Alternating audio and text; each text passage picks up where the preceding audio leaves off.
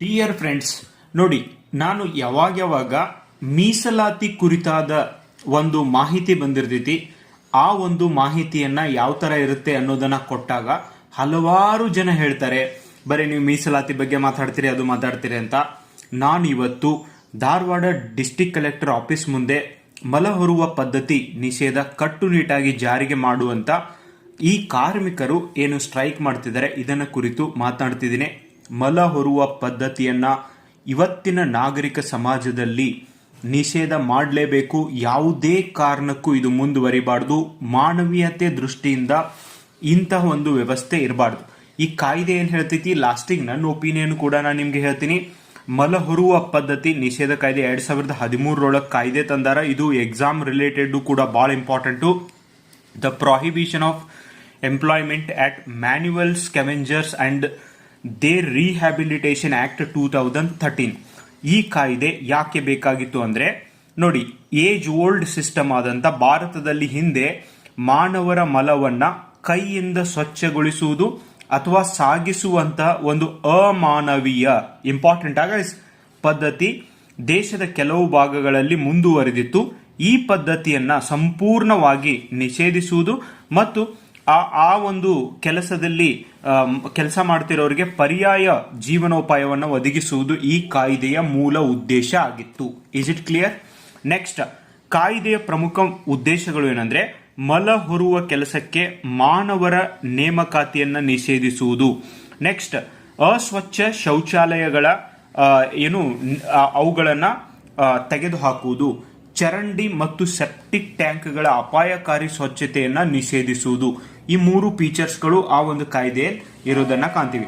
ಇನ್ನ ಕೇವಲ ನಿಷೇಧ ಅಷ್ಟೇ ಅಲ್ಲ, ಪುನರ್ವಸತಿ ಕೂಡ ಮಾಡಬೇಕು. ಯಾಕಂದ್ರೆ ಅದನ್ನೇ ನಂಬಿಕೊಂಡು ಬದುಕೂರೋ ಬಹಳಷ್ಟು ಜನ ಇದ್ದಾರೆ. ಅವರಿಗೆ ಒಂದು ಬಾರಿ ಆರ್ಥಿಕ ನೆರವು ನೀಡಬೇಕು, ಮಕ್ಕಳಿಗೆ ವಿದ್ಯಾರ್ಥಿ ವೇತನ ನೀಡಬೇಕು, ಮನೆ ನಿರ್ಮಾಣಕ್ಕೆ ಆರ್ಥಿಕ ಸಹಾಯವನ್ನು ನೀಡಬೇಕು, ಕೌಶಲ್ಯ ತರಬೇತಿಯನ್ನು ನೀಡಬೇಕು, ಮಾಸಿಕ ಪಿಂಚಣಿಯನ್ನು ನೀಡಬೇಕು, ಪರ್ಯಾಯ ಉದ್ಯೋಗಕ್ಕೆ ಸಹಾಯಧನವನ್ನು ನೀಡಬೇಕು. ನೋ ಡೌಟ್, ಎದಕ್ಕಂದ್ರೆ ಇವ್ರಿಗೆ ಅವಶ್ಯಕತೆ ಇದೆ. ನಂತರ ಇಂಥ ಒಂದು ಕೆಲಸದಲ್ಲಿ ಇನ್ನು ಮುಂದೆ ಯಾರಾದ್ರೂ ಭಾಗಿಯಾದ್ರೆ, ನಿಯಮ ಉಲ್ಲಂಘಿಸಿದರೆ 2 ವರ್ಷ ಜೈಲು ಶಿಕ್ಷೆ ಮತ್ತು 1 ಲಕ್ಷದವರೆಗೆ ದಂಡವನ್ನು ವಿಧಿಸಲಾಗುತ್ತೆ. ಮತ್ತಿದು cognisable and non bailable offence ಇದೆ. ಒಂದು ಸರ್ತಿ ಕಂಪ್ಲೇಂಟ್ ಫೈಲ್ ಆಯಿತು ಅಂದ್ರೆ ಮುಗೀತು. ನಂತರ ನೋಡ್ರಿ, 1993ರಿಂದ 2025ರವರೆಗೆ 1350 ಜನರು ಪ್ರಕರಣಗಳು ದಾಖಲೆಯಾಗಿದ್ದಾವೆ.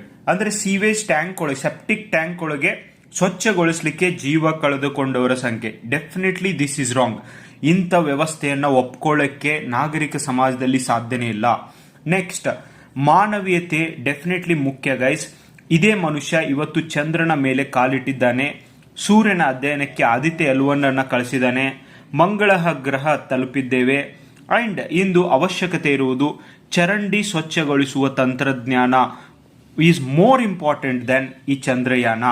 ಒಬ್ಬ ಕಾರ್ಮಿಕನ ಜೀವನ ಯಾವ ಯಂತ್ರಕ್ಕೂ ಕೂಡ ಕಡಿಮೆ ಇರೋದಿಲ್ಲ. ಒಂದನೇದು, ಇದರಲ್ಲಿ ಯಾರೇ ಭಾಗಿಯಾದ್ರೂ ಕೂಡ ತಪ್ಪು. ಸೊ ಮ್ಯಾನ್ ಹೋಲ್ ಅಲ್ಲ, ಇನ್ನು ಮುಂದೆ ನಾವು ನಿರ್ಮಾಣ ಮಾಡ್ತೇವಲ್ಲ, ಅವುಗಳನ್ನ ಮ್ಯಾನ್ ಹೋಲ್ ಅಂತ ನಿರ್ಮಾಣ ಮಾಡಬಾರ್ದು, ಮಷಿನ್ ಹೋಲ್ ಅಂತ ನಿರ್ಮಾಣ ಮಾಡಬೇಕು. ಯಾವುದೇ ಕಾರ್ಮಿಕರಾಗ್ಲಿ ಯಾರೇ ಆಗ್ಲಿ ಇದ್ರೊಳಗೆ ಯಾವತ್ತೂ ಹೋಗಬಾರ್ದು. ಅಂಡ್ ಇದಕ್ಕೆ ಸರ್ಕಾರ ನಮಸ್ತೆ ಅನ್ನುವಂತ ಯೋಜನೆ ಮಾಡೈತಿ.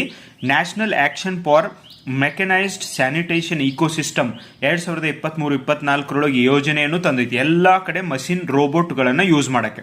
ಇನ್ನ ಸ್ವಚ್ಛ ಭಾರತ ಅಂದ್ರೆ ಕೇವಲ ಸ್ವಚ್ಛ ರಸ್ತೆಗಳಲ್ಲ, ಸ್ವಚ್ಛತೆಗಾಗಿ ದುಡಿಯುವ ಪ್ರತಿಯೊಬ್ಬ ಕಾರ್ಮಿಕನ ಜೀವವೂ ಕೂಡ ಸುರಕ್ಷಿತವಾದಂತ ಭಾರತ ಅನ್ನೋದನ್ನ ನಾನು ಹೇಳಕ್ ಇಷ್ಟಪಡ್ತೀನಿ ಗೈಸ್. ಅಂಡ್ ನಾನು ಯಾವತ್ತು ಮೀಸಲಾತಿ ವಿರೋಧಿ ಅಲ್ಲ. ಅಂಡ್ ಯಾರಿಗೆ ಮೀಸಲಾತಿ ಅವಶ್ಯಕತೆ ಐತೋ ಅವ್ರಿಗೆ ಸಿಗಬೇಕು ಅನ್ನೋದಷ್ಟೇ ನನ್ನ ಉದ್ದೇಶ. ಸೊ ಯಾವಾಗ ಇಂಥ ವಿಷಯನೂ ಬಂದಿರ್ತಾವಲ್ಲ, ಎಸ್, ಮಾನವೀಯತೆ ದೃಷ್ಟಿಯಿಂದ I always talk about these things. ಇದನ್ನೂ ಕೂಡ ಪಾಸಿಟಿವ್ ಆಗಿ ನಿಮ್ಗೆ ಗೊತ್ತಿದ್ದವ್ರ ಜೊತೆ ಶೇರ್ ಮಾಡ್ರಿ, ಇದಕ್ಕೂ ಕಮೆಂಟ್ ಮಾಡ್ರಿ. ಅಂಡ್ ಇಂಥವ್ಕೂರ್ನು ಕೂಡ ನೋಡೋದನ್ನ ನೀವೆಲ್ಲರೂ ರೂಢಿಸ್ಕೊಳ್ಳಿ. Thank you.